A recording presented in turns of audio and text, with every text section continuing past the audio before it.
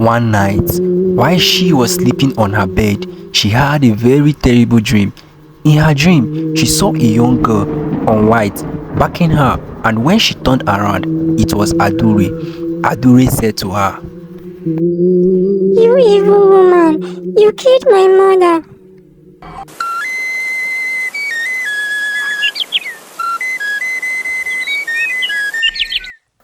Once upon a time, in a village called Ikuru, there lived a woman called Inine. Inine was married to a local businessman called Otta.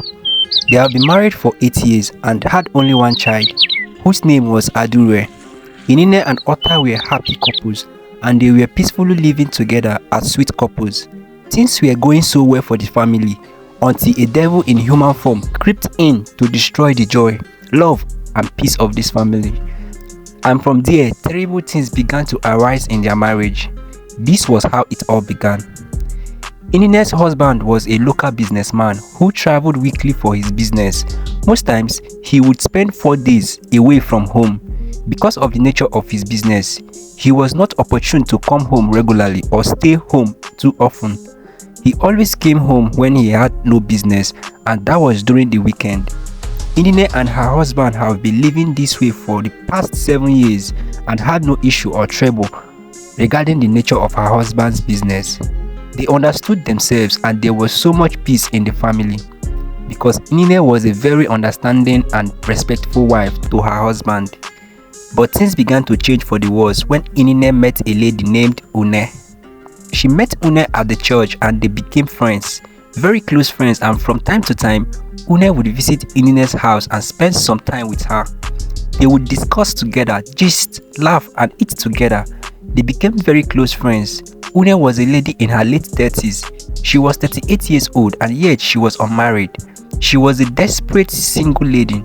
She began to visit Inine regularly and their friendship grew really strong. But then, the unimaginable began to happen. One Saturday morning, Une visits Inine, but unfortunately for Inine, her husband happened to be at home. As Une was sitting in front of Inine's house, she saw Inine's husband stepping out of the house.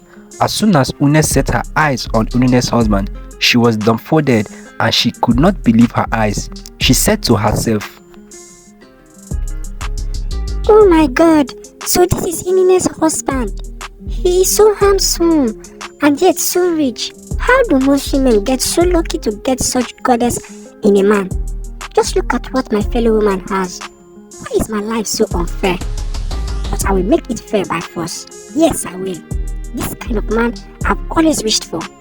I'm sorry, Inine, but this time you will have to share with me." Innocent Inine did not know what her friend was thinking in her heart against her. She never knew a big storm was looming around her family. She sat beside her and continued talking with her friend. After that day, Une began to visit her more regularly than before. And each time she visits Inine, she would continue to ask her questions about her husband and what he does. Inine, who had nothing in mind, kept telling her friend things about her husband, the kind of work the husband does, how good the husband is to her. She began to open up and tell her friends lots of information about her marriage. My husband is a businessman and he doesn't really come home that often. He comes home only weekends, and most times he doesn't come home in 2 weeks or more. You mean your husband doesn't come home regularly? Yes, and it has been like that for years. Do you like your marriage at all? Your husband doesn't come home regularly and you are keeping quiet? Inine, you are playing with fire. Breathe fire and soon it will burn you. If it was me, I would not accept such nonsense. How am I playing with fire? He has been doing this business for years and he has not misbehaved. My husband is a good man. My sister, you need to wake up. You know I can never deceive you. For him to be staying out that long, he must surely have a woman there. Very soon, you won't have a husband again. You need to act fast before it's too late. Confront him and ask him and you will see for yourself. Men can't be trusted. You need to wake up, my sister. Une began to poison Enine's mind by giving her bad advice. Enine foolishly began to take those advice. She began to act based on the bad advice she got from her friend. Whenever her husband came back, she began to question him and accuse him of having an affair with another woman somewhere else. But her husband, being a responsible and kind man, did not react to her allegations. Rather, he tried to explain to his wife that what she thought was not true. But Enine was not ready to hear her husband out. She began to disrespect her husband, acting very stubborn. Her husband became confused and could not understand the sudden change in her wife's behavior. When did Enine become this stubborn and troublesome? She has been so loving before. What has come over her? Her husband became restless and kept wondering. Une, on seeing that her plans on the family was working, began to even advise Enine to keep acting bad towards her husband.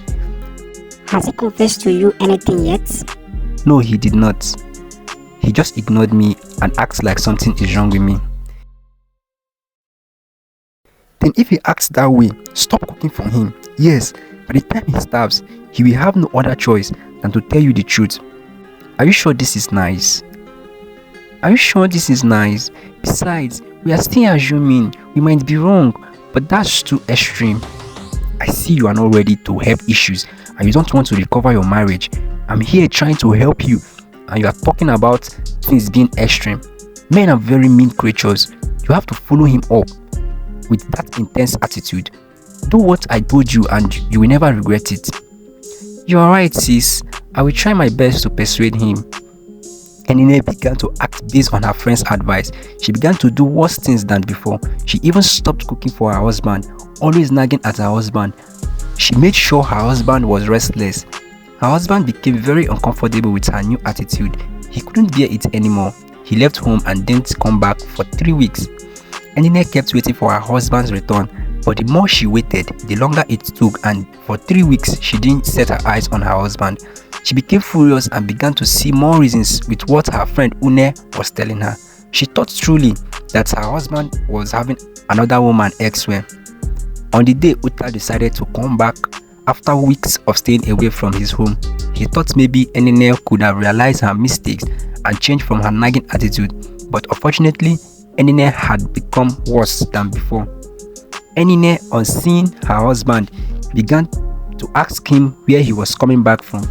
She began to abuse her husband and started fighting him. Out of rage, Otta started beating Enine. He beat her so bad that she ran away from home and ran to Une's home. Une, on seeing Enine and the state she was in, faked pity for her and began to console her fakely. But deep down in her heart, she was very happy. She couldn't hold back her joy. She began to laugh within herself. Wow, this is working fast than I thought. Let me use this opportunity to act fast. Yes, I must not misuse this opportunity. I will have to add some poison to make her sick in a way that if she becomes ill, it will look like she got sick from her husband's beating and from the injury she sustained. Yes, it's a perfect idea. She went into her kitchen and added a poisonous substance into the food she wanted to give Enine, and after she had gave her the food, Enine ate the food and began to feel weak. She was about to sleep at Une's house when Une began to persuade her to leave. Enine, you can't sleep here because you have to start going home before your husband starts looking for you. Remember, your daughter is at home and you have to take care of her. At least give her food. If you can't live for your husband, at least live for your daughter. I'm so sorry, my sister, okay? When Enine got back home, her husband went on his knees and began to plead with his wife to forgive him for beating her up. But Enine was already too weak to listen. She went straight to bed and she lay down. The next day, she became very ill and couldn't move or talk. She was so weak. Uta was so confused and did not know what had happened to his wife. He invited different herbalists to treat her, but no one was able to come up with a solution to her sickness. She was dying slowly. Une knew what she had done. She decided to go and check up on Enine to see how bad her situation was. Upon reaching there, she was impressed by what she saw, although she pretended like she came to sympathize with Uta, Enine's husband, but rather, on seeing Enine's husband, she began to shame him. Have you seen what you have done to my friend? Did you see the state you put her in? Just know that if she dies, you are the one to be blamed for her death. Remember, you killed your own wife by beating her. She forced me to beat her. I have never raised my hand on my wife before. Please do not tell anyone else about this. The villagers will punish and banish me from the community, and there will be no one left to take care of my daughter. Please keep it a secret. Une was very happy. At least she had something she could hold against Inine's husband. By doing so, it would be easier for him to marry her. She was very excited. A few days later, Inine passed on and she was buried. Right after she was buried, her friend Une began to visit her home regularly, almost every day, with the excuse of coming to check on Adure, Inine's daughter. She started to act all nice towards Adure. Most times, she would cook and wash for them. Sometimes, she would sleep over at Inine's house. This began to go on for a while until she gradually became the woman of the house. Mr. Otter, on seeing how caring and loving she was towards Adure, trusted her and decided to marry her so that she could care for his daughter, who had no one to care for her. After Otter married Une, everything was going on well for the family. Une kept treating Adure like her own daughter. Made Otter believe that his daughter was safe in her hands. Otter resumed back his business while Adure was left in Une's care, who was now her stepmother. The wars began to unfold and life became a living hell for 7-year-old Adure. Une began to mistreat her. She began to take her to do tedious work, which was way above her age. She would wash clothes, sweep, clean the entire house, fetch water, and most times she would do all these chores on an empty stomach with no food left for her even after completing her chores. She began to go to her neighbors' houses to beg for food, but Une would fight the neighbors for giving her food. And as a result of this, no one wanted to help Adure each time she came begging for food. Most times, Une would lock her outside at night to sleep outside, sometimes even under the rain, and as a result of this, the little girl caught pneumonia and no care was given to her. Her father, on the other hand, thought his daughter was properly taken care of, and he kept on sending money home for Adure and his newly married wife. He never visited home like before because of the guilt he felt for killing his wife. He thought he was the one who killed his wife. Adure became sick and there was no one to take care of her, not even the neighbors. Everyone was scared of helping her because of her wicked stepmother, who will fight them while they try to help.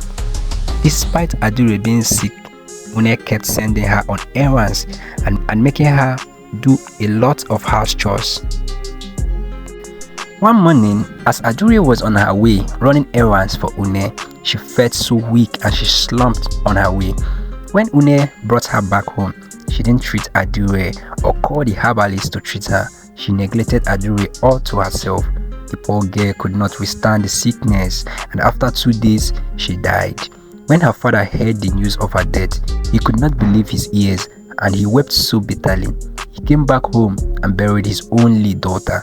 After the death of Adure, Une was so excited, and she said to herself, I'm such a smart lady, so finally, I'm able to get this handsome man all to myself. Now, nothing is going to stand against me as a threat anymore. I'm now the woman of the house. After Otter buried his daughter, he became so depressed, he began to plead with Une to leave the house. Now that my daughter is dead, I won't be coming back here regularly. I understand that we are married, but I'm not interested in this marriage. Don't worry, I'll pay you a huge amount of money. Are you okay? Can you hear yourself?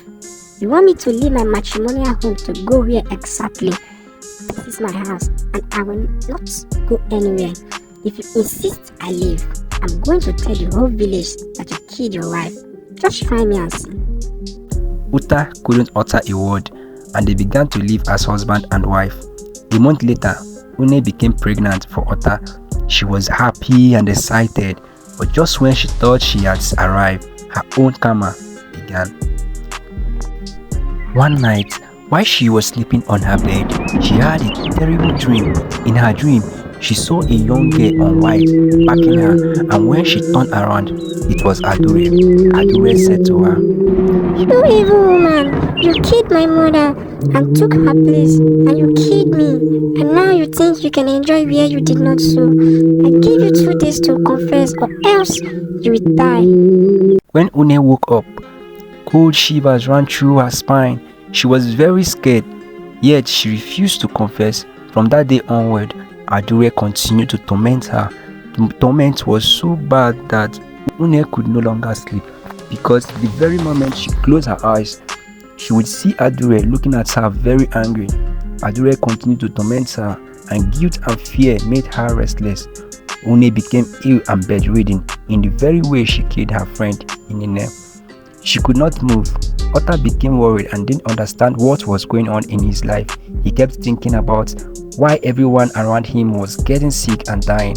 One morning, when Une couldn't hold back the secret anymore, she called Otta and began to confess all that she had did wrong against his family, her plots, and how she killed his wife and daughter.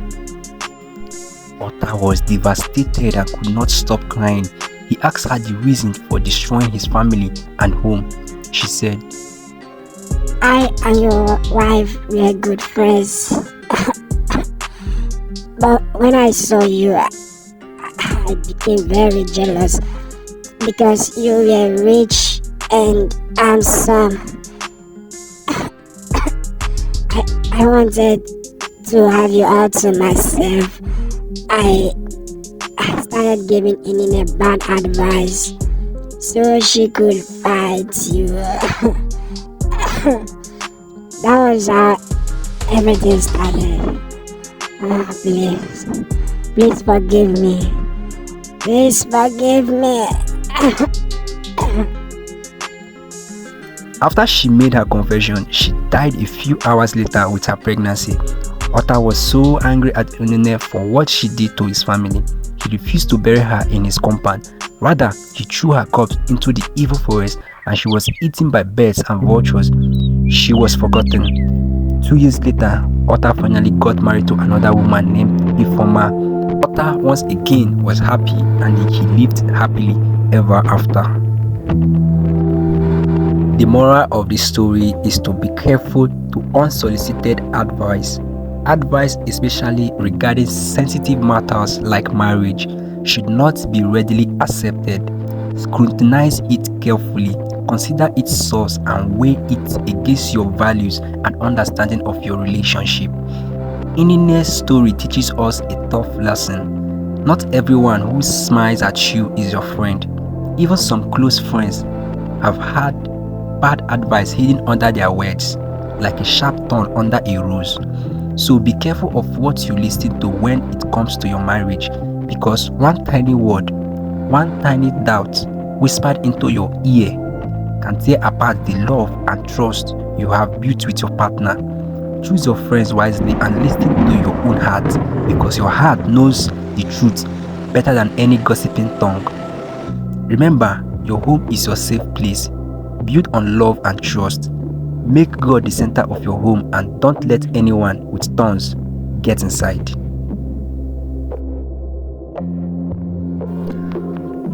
Thank you for watching. If you watched to this very moment, please do not leave without subscribing. Kindly encourage my efforts. Kindly help us grow. Thanks and God bless as you do so. See you in my next video.